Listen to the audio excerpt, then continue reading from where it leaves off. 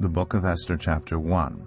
This is what happened during the time of Xerxes, the Xerxes who ruled over 127 provinces stretching from India to Cush.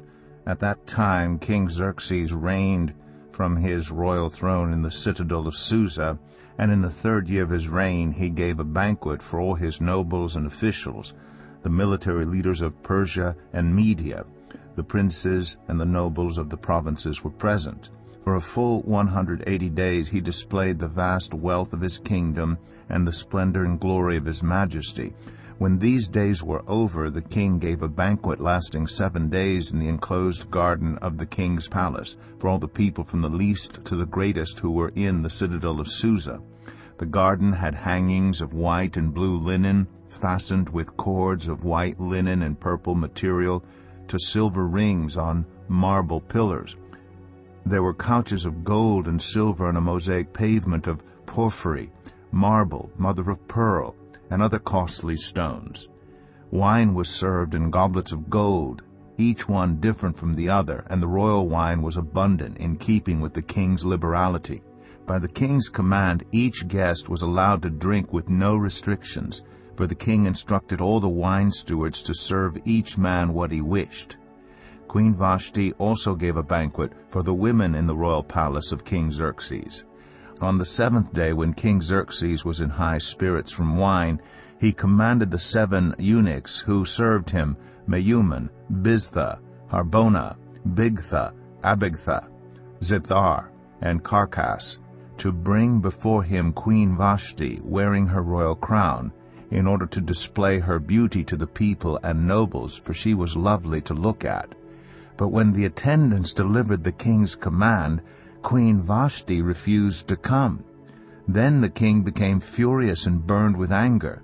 Since it was customary for the king to consult experts in matters of law and justice, he spoke with the wise men who understood the times, and were closest to the king, Karshena, Shethar, Admatha, Tarshish, Meres, Marsena, and Memucan, the 7 nobles of Persia and Media, who had special access to the king and were highest in the kingdom.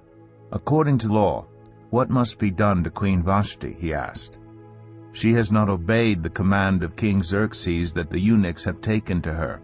When Memucan replied in the presence of the king and the nobles, Queen Vashti has done wrong, not only against the king, but also against all the nobles and the peoples of all the provinces of King Xerxes. For the queen's conduct will become known to all the women, and so they will despise their husbands and say, King Xerxes commanded Queen Vashti to be brought before him, but she would not come. This very day the Persian and Median women of the nobility, who have heard about the queen's conduct, will respond to all the king's nobles in the same way. There will be no end of disrespect and discord. Therefore, if it pleases the king, let him issue a royal decree, and let it be written in the laws of Persia and Media, which cannot be repealed, that Vashti is never again to enter the presence of King Xerxes. Also let the king give her royal position to someone else who is better than she.